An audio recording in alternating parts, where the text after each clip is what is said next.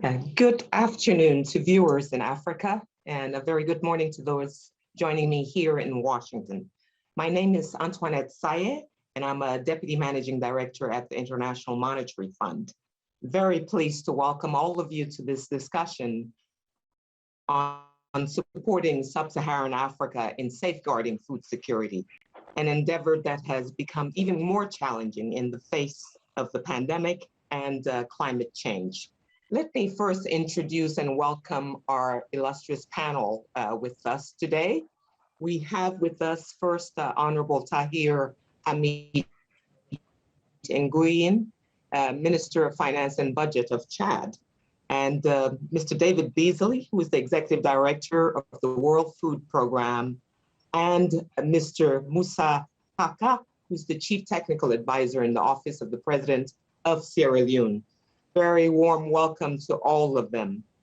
Before we kick off our discussion, I wanted to make some introductory remarks to set the stage for our conversation. So Sub-Saharan Africa has made substantial economic and social progress over the past 2 decades.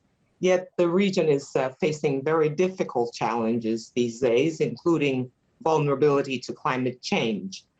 And indeed, we've seen a marked increase in the frequency and intensity of natural disasters, which are driving the desertification of the Sahel, for example, and threatening growth, unemployment opportunities, and food security. Climate change can unfortunately also act as a multiplier for conflicts and fragility in the region. Now, the COVID-19 pandemic has also disrupted production, imports, and supply chains of food, resulting in volatile and rising food prices. And that, along with falling incomes from the pandemic, has led to an increase in the number of undernourished in the region by 20% in 1 year alone, to reach 264 million people in 2020. And it is also deeply worrisome that the global recovery we're seeing is driven by only a few countries that have had greater access to vaccines and resources, leaving others, especially those low-income countries, at greater risk of falling behind. In that context, safeguarding food security is clearly a daunting challenge for Sub-Saharan Africa. So with that background, I'll now share with you what we at the IMF see as the top policy priorities for the region and for us in the international community in supporting the region. First and foremost, we need urgent global action to close the gap in access to vaccines. As we've discussed over the past week in the course of our annual meetings, close to 40% of the population in advanced economies is fully vaccinated against COVID-19, while in Sub-Saharan Africa, that number is about 2.5%. Until we address this growing divide, COVID-19 will continue to claim more lives. Another priority for Sub-Saharan Africa's policymakers is to advance economic and structural reforms, including in the agriculture sector, the main driver of growth and jobs in the region. But it is important to do so in a way that enhances resilience to climate change. And more specifically, to safeguard food security, this means first increasing the efficiency of public expenditure by better targeting and gradually phasing out agricultural subsidies.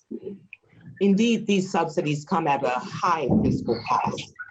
Across 10 sub-Saharan African countries we have data on, the costs range from 9% to 45% of public agricultural spending, or some 1.5% of GDP on average in 2014, the last year for which we have comparable data across a number of countries.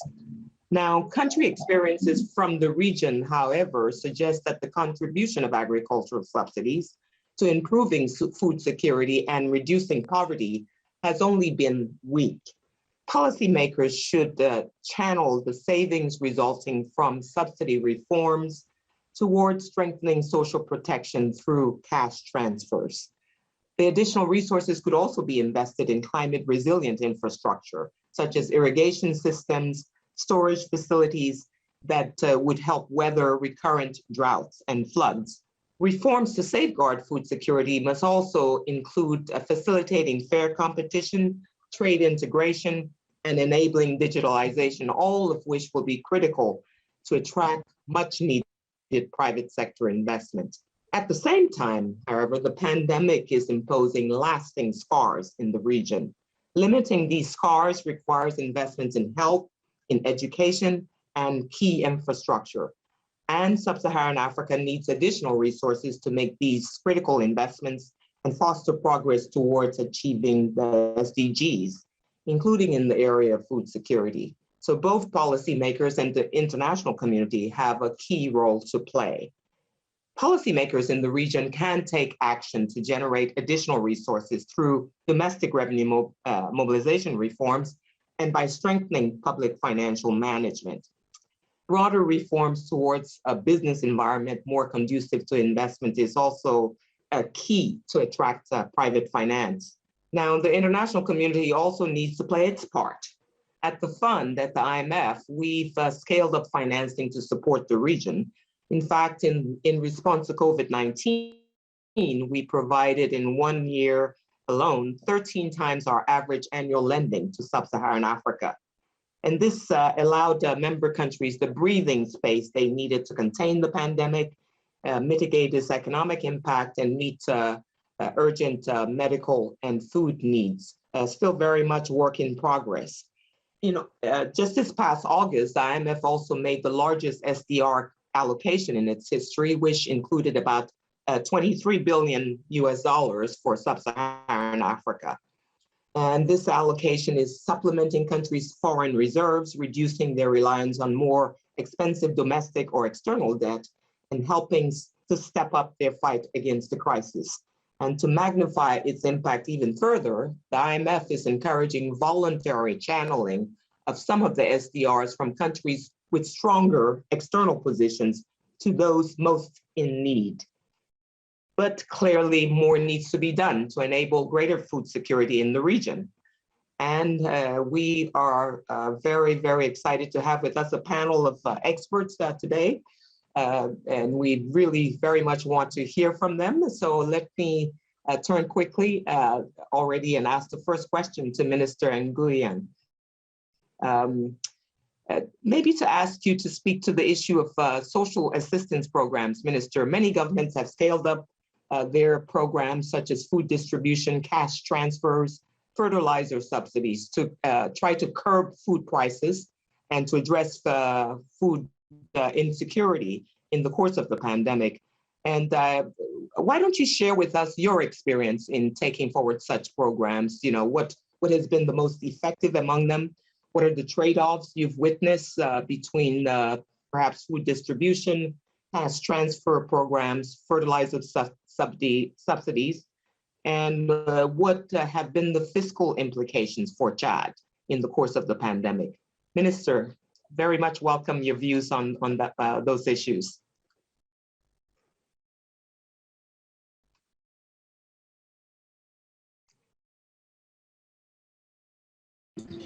Bonjour, mesdames. Good morning.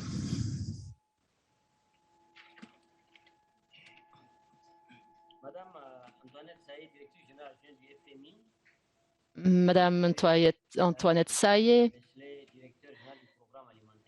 Mr. the Executive Director of the World Food Program,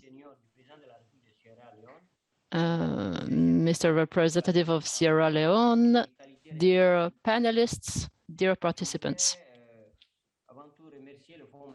First of all, I'd like to thank the IMF and the team to have organized this meeting.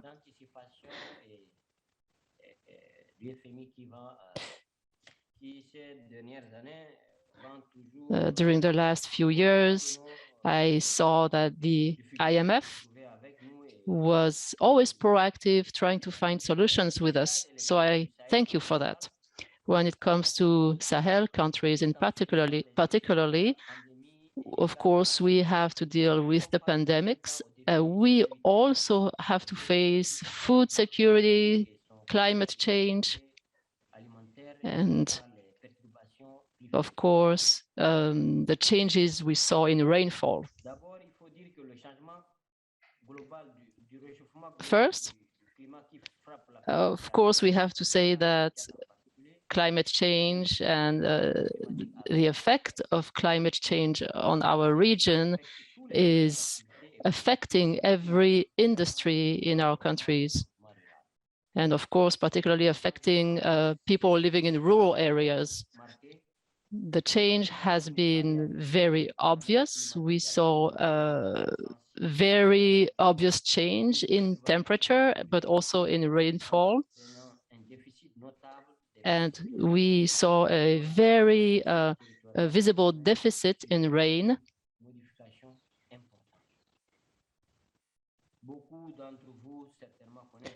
A lot of you are very familiar with the situation.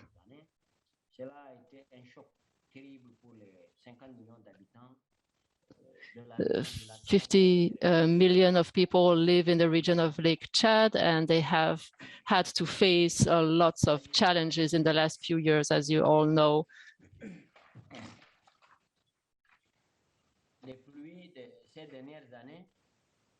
When it comes to rainfall, you can see that the cost for our pastoral population has been high. Our pastoral population is not able to anticipate anymore, and of course, this has a very high cost. Now, of course, humanitarian assistance is important, but we know that a number of conflicts exist as well. In terms of what we have observed and noted on the ground, we see that there is no more hope for rain-fed agriculture these days, and less. So this is compromising agriculture, and the Lake Chad region, as others, of course, have been producing maize in an excessive amount, but nowadays fields are dry, and the drought is having a significant impact in the Lake Chad region specifically, and other regions where a drought is spreading. And of course, in some areas where rainfall was a little bit better, there may be other issues, and within the framework of certain projects supported by the World Bank or the IMF, of course, the populations of the rural zones have to be focused on displaced populations and marginalized populations in these same regions. And of course, these are areas where tensions can build. They are hotspots. So we've taken a number of initiatives, and of course, with SDR allocations as per quota shares, and the National Office of Food Security has come to the help of the populations. There has been assistance in the past few years thanks to a number of measures that we have adopted, especially against COVID-19.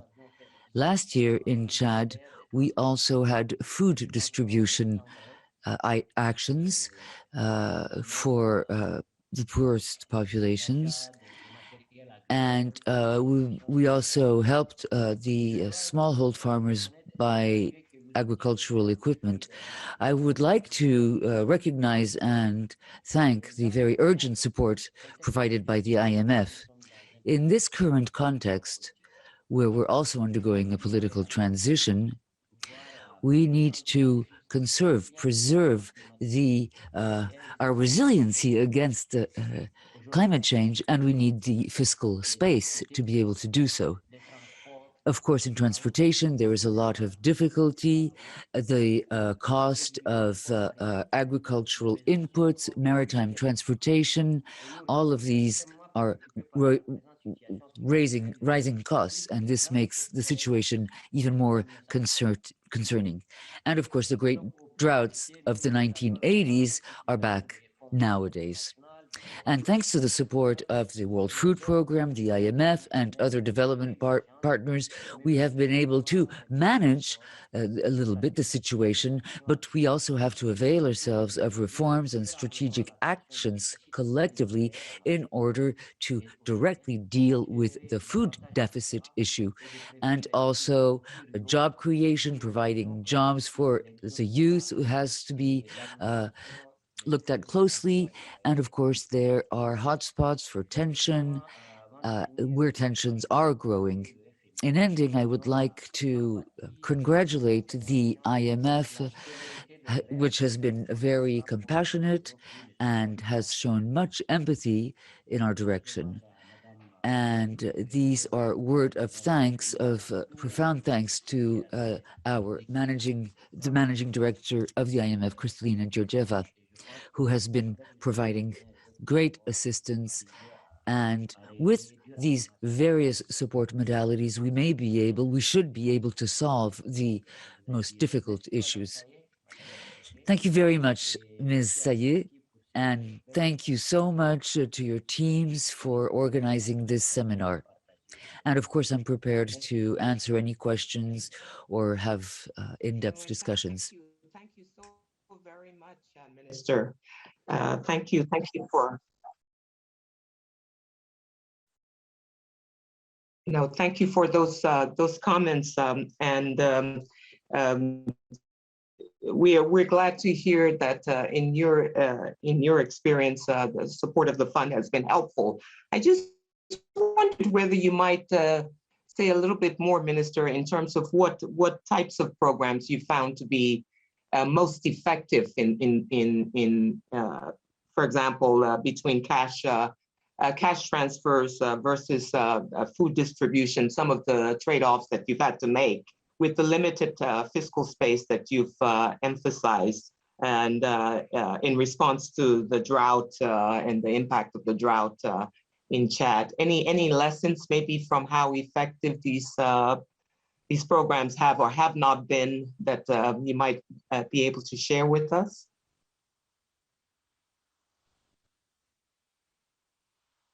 Merci beaucoup, madame. Voilà, l'année dernière. Thank you very much, Madam Sayed. Last year, there was a program supported by the World Bank, and there were indeed cash transfers, liquidity transfers. But first and foremost, the entire country, as I should say, is not entirely open. There are 6 million people that have telephone lines, but not everyone does have telephone cables, and we never know if we should distribute monies to those who consume over 500 CFA francs per month, or whether we should raise the thresholds. So what we try to do is, it's difficult, but we try to proceed and opt for what is the most efficient and buy foodstuffs and food products from outside that will be imported. Once we distribute monies or cash, then we will have to delve into our reserves, and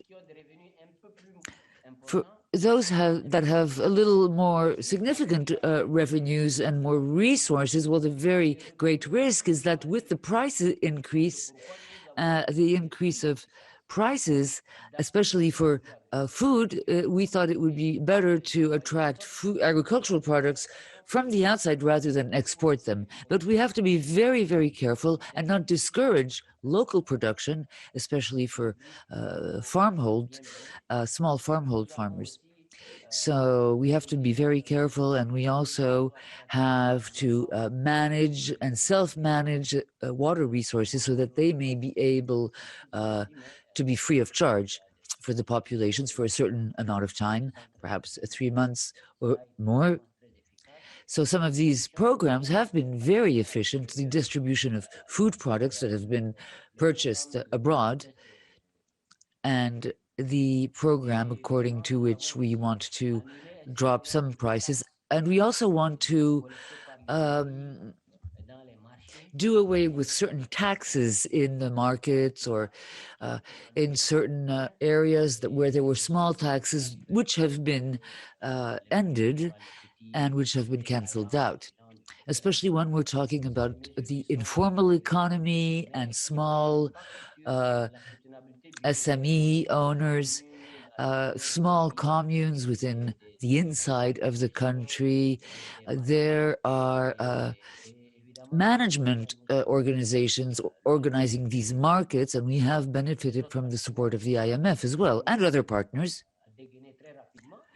And basically, the reactions were very quick and happened very soon on. If there have been any sorts of delays, perhaps there is still the COVID-19 pandemic that brings about a lot of risks. And so we need to carry out activities with respect to COVID-19. And the World Meteorological Organization also is an actor, and the situation of rainfall is critical this year. It is a very big problem, and it is a great concern, the lack of significant or sufficient rainfall, especially for food production, agricultural production. And this is a great concern. This worries us very much. And according to the International Organization for Meteorology, the forecasts aren't so good. To get that perspective, I'm sure there are issues there that others will want to step in on, because this point you make about the greater efficiency of importing food rather than giving cash to purchase food is potentially one of that will elicit some differences of views, possibly, as some of course, the rationale for cash transfers instead of importing sometimes is precisely to potentially give some incentives to local production. And perhaps there are more complicated issues in the case of a country like Chad that doesn't facilitate that sort of response. So with that, I want to turn to Mr. Beasley, who's, of course, brings to this conversation a lot of the wealth of experience in issues around food security and responding to those issues in Sub-Saharan Africa. I wondered whether you could give us your perspective on how the pandemic has impacted food security in the region more generally, and the main causes of the vulnerability we've seen in the region, and what the World Food Programme's considerable efforts, how those efforts have supported reducing those vulnerabilities. Mr. Beasley, please, the floor is yours. Antoinette, it's great to be with you. Thank you for this program, and listening to the Minister of Chad. You know, all these lights are coming onto my head, thinking about all these different things that we're working together on, not just with Chad, but also Sierra Leone and many countries throughout Sub-Saharan. And so, you know, when the pandemic was just starting, I got a phone call from Tony Blair. And Tony was like, David, you travel probably to more countries than anybody on earth right now. And he said, what do you see out there? And I said, Tony, I'm really worried because a lot of the leaders were beginning to make decisions about COVID in a vacuum, not understanding the ripple effect it will have on trade, economic distributions, et cetera, et cetera.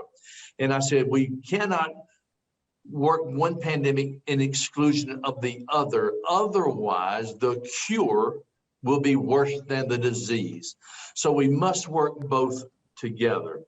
In fact, and I know there's a lot of ministers on here that probably know a little bit about the World Food Program, but yes, we are the world's largest humanitarian operation. We're a $9 billion operation. When I arrived, we were helping about 80 million people. Now we're helping about 120 million people on any given day, week, or month.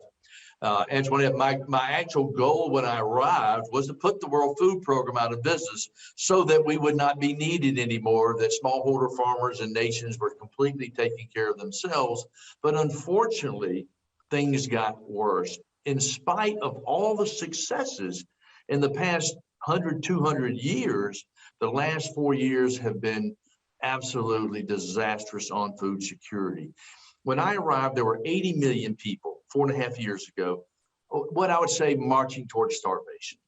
That number went from 80 to 135 million people before COVID hit.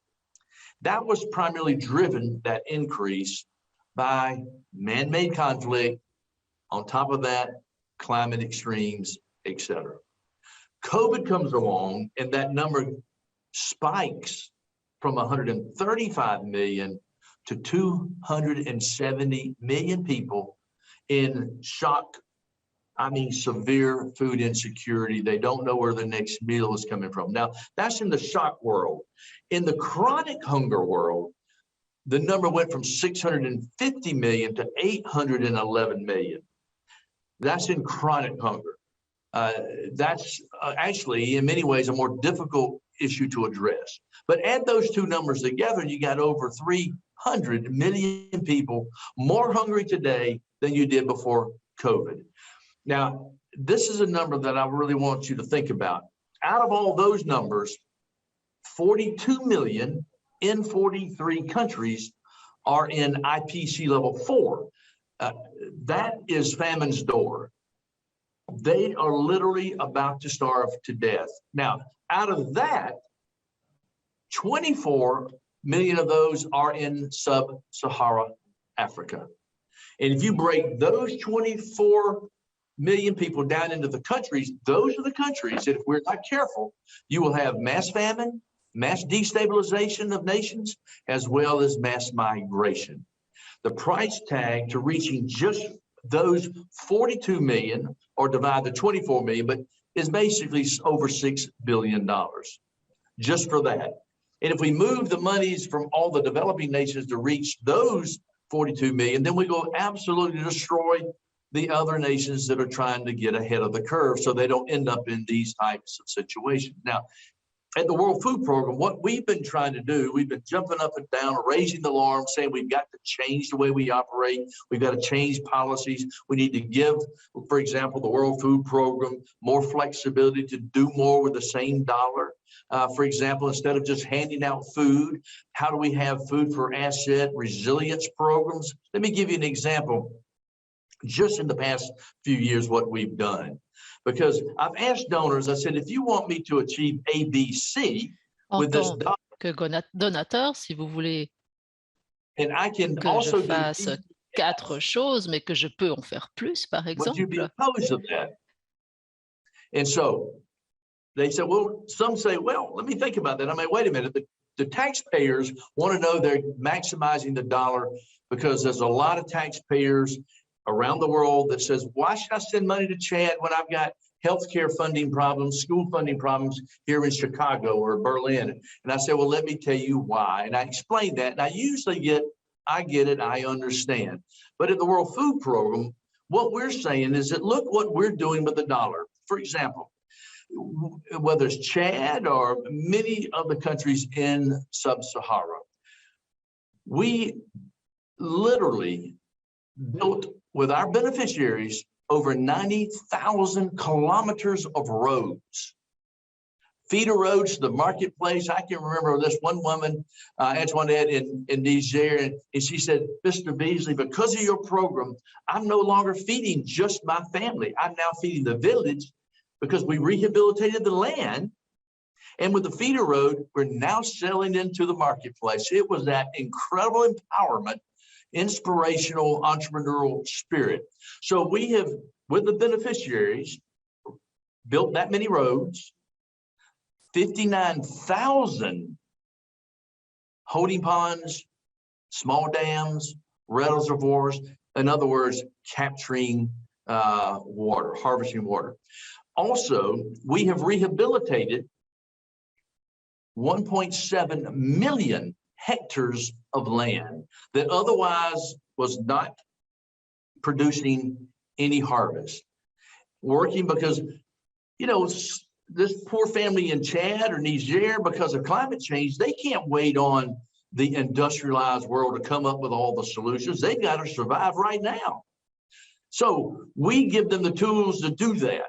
And this is where working with the IMF, working with the ministers of finance, when we look at, all right, the World Food Program, there's so many things we bring to the table, the guidance, the advice, what we can do, how we can help to maximize that dollar, social safety net programs, et cetera.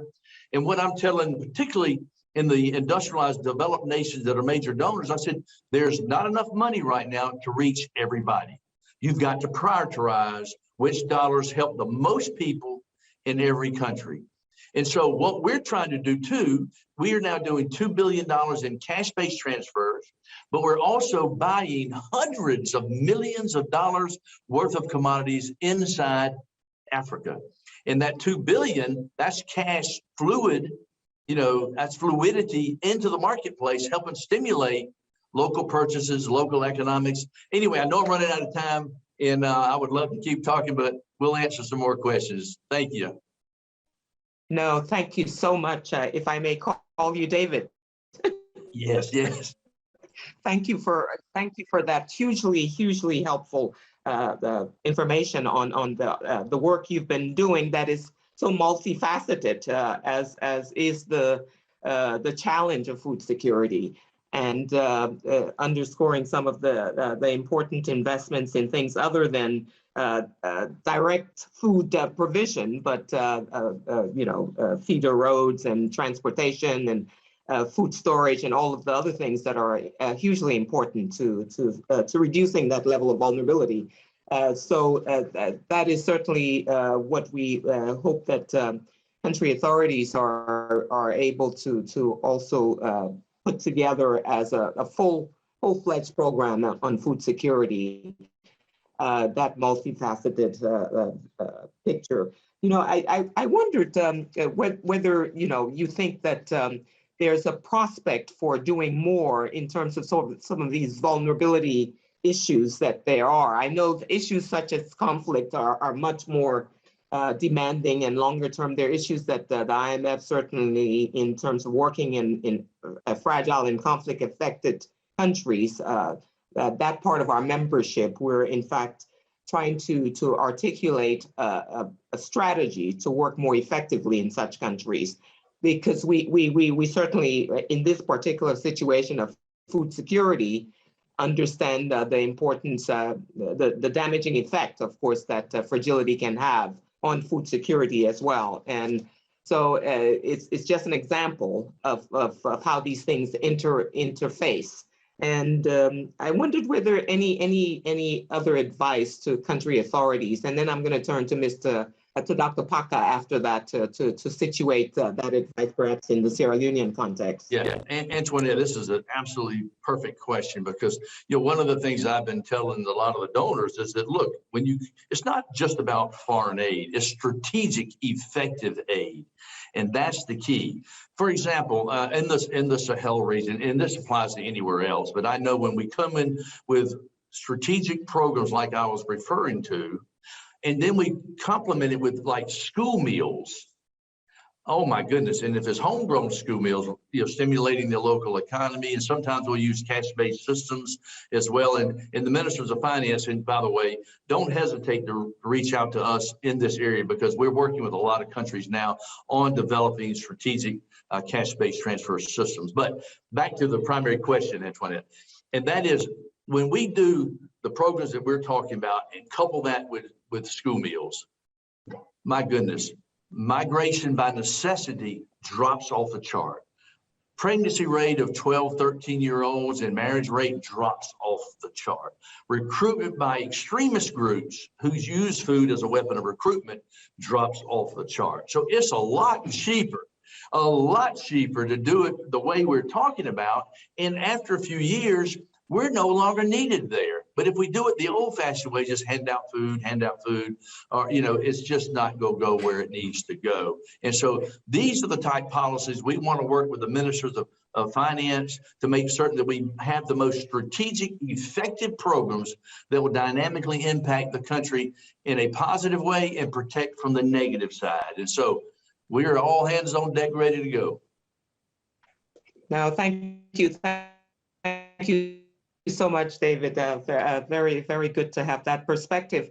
I'm going to, you know, of course, give Dr. Paca an opportunity if he wants to respond to any of what he's heard from both of them before David and David himself, but also to speak to this issue of supply chain disruptions we've seen. There's a lot of discussion about the disruptions to global supply chains coming from the pandemic, and certainly local supply chains have also been adversely affected. Whether we can make supply chains more resilient to global shocks or not, what role is there for policy in that regard? And more generally, what actions can help ensure that food is more readily available and sufficient? Some of the things, of course, David has mentioned, perhaps are things you want to also speak to. But Dr. Paca, the floor is yours. Please go ahead.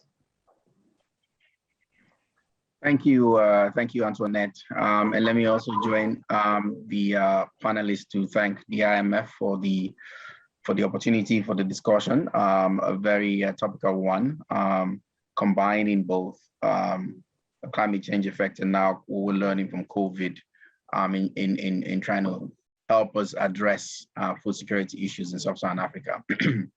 And I was very while listening to the Minister of Finance from Chad, explaining the circumstances in Chad, as well as David explaining what the type of innovative things they are now doing to address this. I think Sierra Leone, in many ways, there are some issues about affect smallholder farmers that we have. It's small scale, it's rain fed.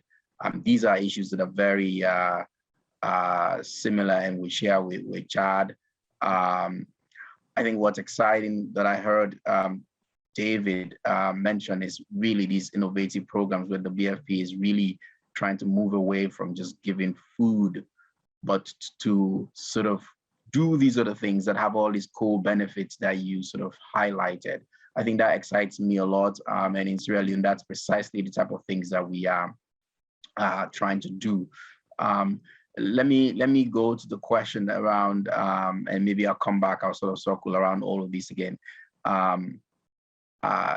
Interruptions in the global food chain, both global and local. I mean, I think a lot's been now written and said about this in many areas. But the way I look at it, really, I think the effects are, if you look at rich countries in the West, the challenges are a little bit different from what you find in places like Sierra Leone or in Sub-Saharan Africa in general. I think in the West, where rich countries can still produce a lot of food, I think the issues have been around availability of labor, logistics and transportation costs, and processing issues. I think those have been the issues relating to lockdowns and trying to prevent diseases to spread that sort of hampered, those supply chains. So sort of the type of policies that you want to, in the short term, is obviously making sure everybody's vaccinated so that, the fear of spread of disease in those areas, you sort of deal with that. But immigration policies for people that want to come and do some of this work that people don't want to do, I think making that possible. And the effects, these foods, from farm to fork sort of challenges in the West generally end up having effects, in the rest of the world in a way, because we feel that through the global price channels.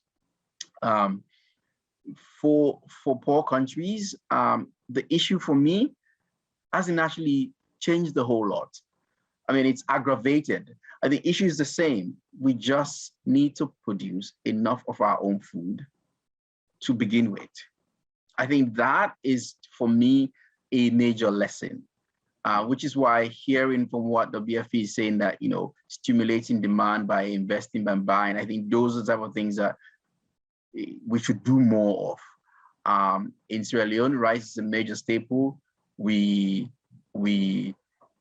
have on average 1 or maybe maximum 2 tons per hectare, but then we have losses that are 60% of what's produced. So if we're not able to contain that, raise our yields and reduce our losses, we are not going to be able to produce enough to feed ourselves. I think we have to do that. to reduce this dependence, both, you know, at a global level in a way. There are inefficiencies that come with that, but I think when countries are so, like ours, so dependent on agriculture, the structure of the economy is that when you do that and do it successfully, you are able to raise incomes and, you know, transform your economy so that you're actually able to be resilient in many ways.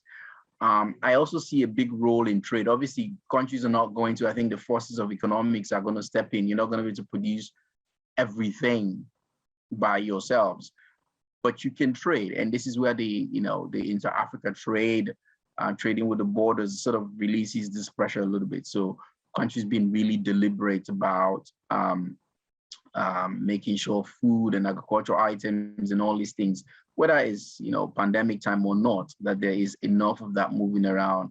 I think for me, that's really the global food supply chain. I think in the future of it is going to have to be digitized for the West and things like that. Same here. I think we can take a lot of advantages of that.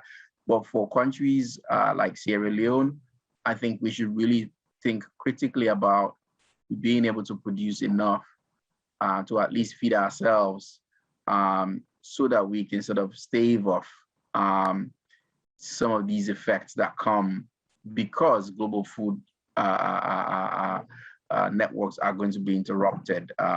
You know, whether it's, I mean, from what's been said out there, pandemics are going to be more frequent, and so ways of dealing with that is you know, I think we need to have lots of options, and one of them is certainly being self-sufficient in many ways, and having efficient trade routes locally that don't rely on far out sort of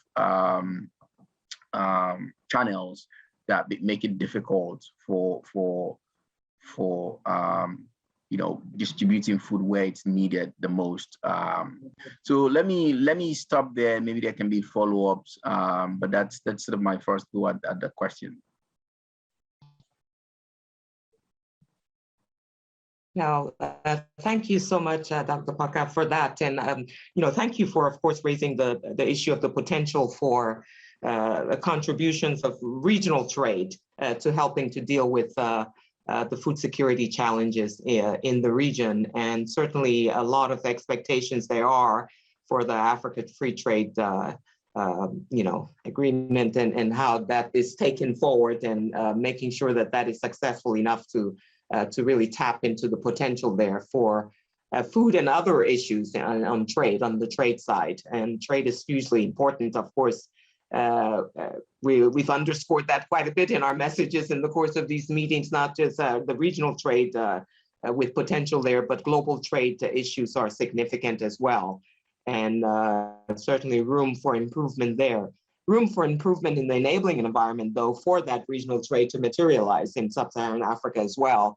So it's just a way of coming back to our point on the importance of working towards a better enabling environment overall. But I wanted to maybe, I know that I'm conscious of the very limited time we have, unfortunately. I wanted to get some perspectives, though, on two issues that have been very present in our discussions in the course of the last several months, I think all across the world, in terms of the impact of climate change, of course, on economic perspectives more generally, but also certainly on food security in Sub-Saharan Africa, and wondered whether there you could speak maybe with the minister starting quickly to the issues of what urgent policy actions government should be taking on the climate front, on the adaptation and mitigation side, the adaptation side for sure, to help with the changes that need to be put in place to deal with the impact of climate on food security.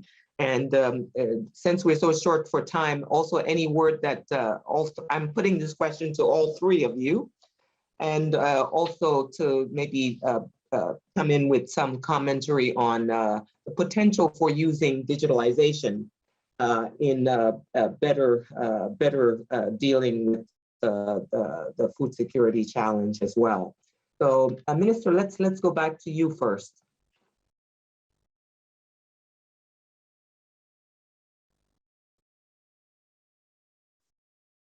Thank you kindly. Ladies, gentlemen, I was very interested in hearing what has been said and how much the World Food Program, how much it knows countries in depth. And the details, especially with respect to the most relevant measures to undertake. As to the question of food security or lack thereof, what to do? What are the appropriate measures to take? In addition to the massive response needed for agriculture all over Africa, I believe that we could also underline irrigation and agriculture that would be irrigated, especially around big urban centers. Not only there, but drought will also go to the cities. And of course, urbanization is growing. More and more people are going to the cities, and agriculture, well, farmers leave the countryside and go to cities, and then they go from the villages to the cities, from rural to urban. And so we need to insist on irrigation, the appropriate type of irrigation, and inputs. But the cost of inputs has increased by 40%. And maritime transport, shipping. So Africa has to start thinking about that and start to take charge of itself from that standpoint. Because once we have prices that are much too high, well, at a certain point in time, what with shipping, the bill is going to be very, very high.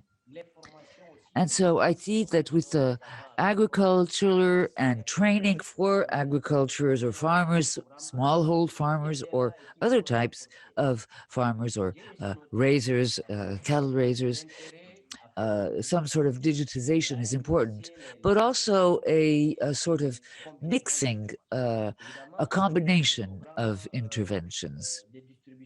Mixed interventions, of course, monetary distribution is logical and has meaning, of course, but combined with other actions, especially.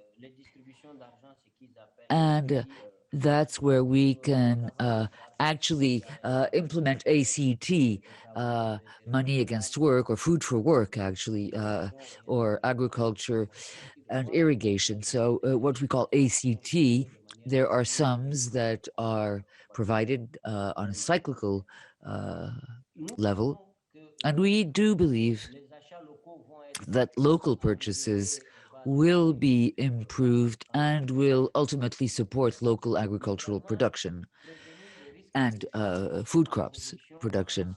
But also, there are risks of having a deficit in our own local production if we import too much. And indeed, the question of school feeding programs. During great drought periods, these are programs that have been set up to feed children in school, but also that brings them to go to school. And when children go to school, there are fewer risks of rebellion or of exodus, and these are crucial, vital programs that in the last years have been left by the wayside a bit. And I'm pleased that the World Food Program is talking about this and envisaging this, and we are very much available and open to this in the Sahel countries, whether we're talking about Mauritania or Mali or Niger,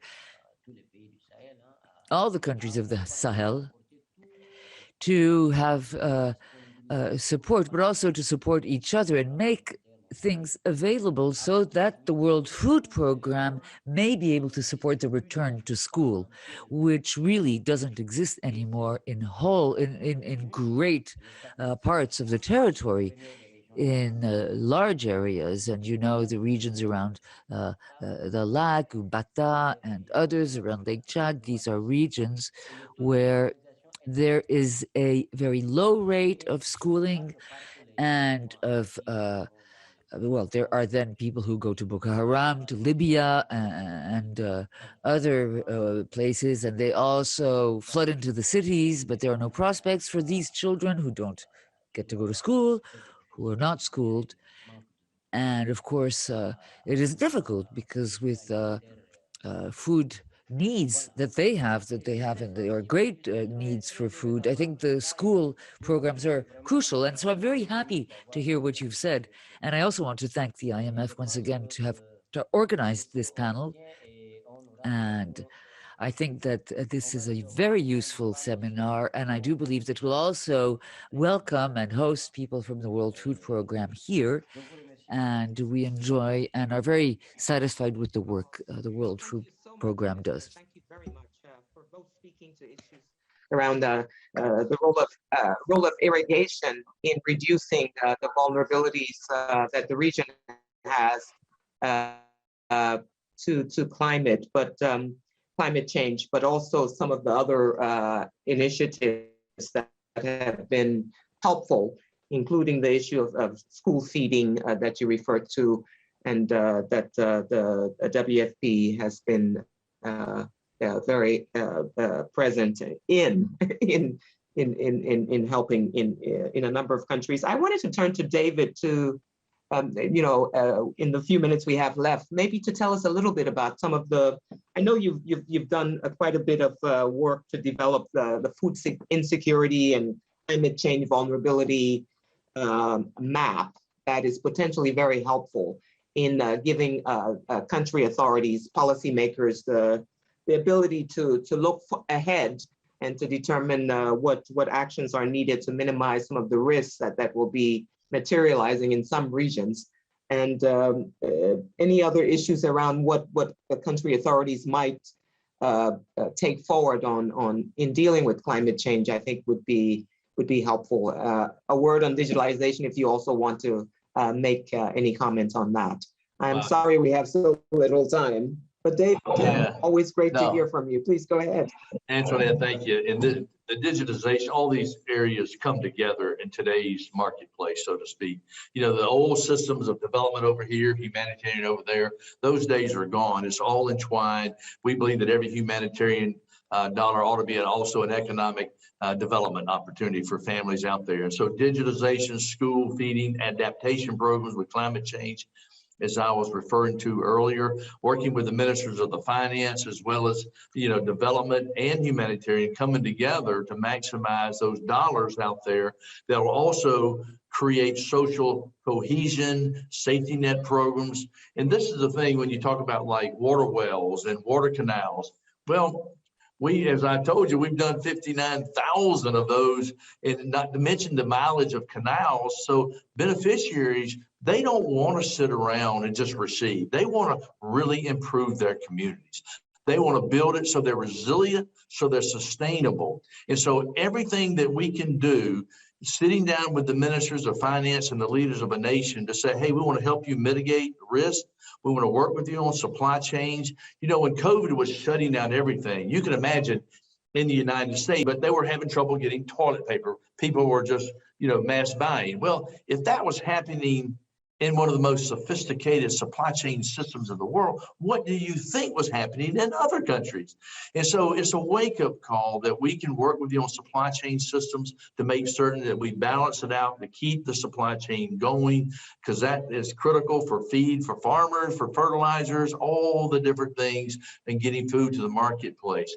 But adaptation, advanced funding on a lot of projects that we like, for example, in Eastern Africa, if you see a cyclone coming, if we can advance funding, we can come in working with the government, pre-advance money so that people can protect themselves. And we have found when we do that, for example, it saves us about 50% after the storm has hit.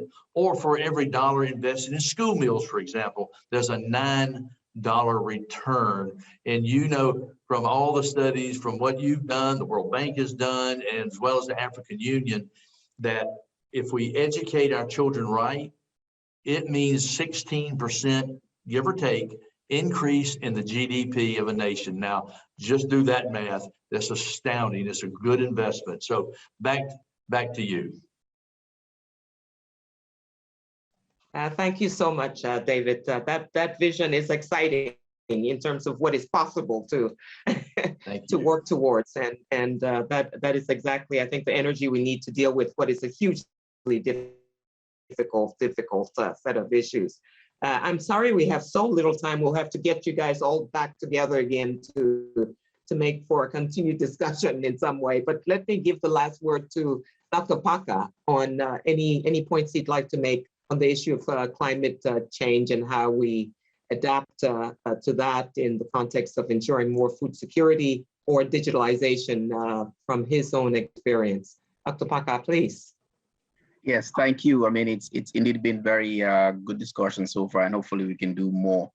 On climate change, I mean, I think so agriculture and farming practices can be a major driver for climate change, but also a major opportunity. So a place like Sierra Leone, some of what we're thinking about, I think the Honorable Minister from Finance, Chad, mentioned irrigation. I think irrigation can be very expensive, but water management and finding ecologies that can have 1 or 2 planting cycles in a year on the same piece of land. So all of a sudden you've doubled your yield because you've managed water to be able to do that.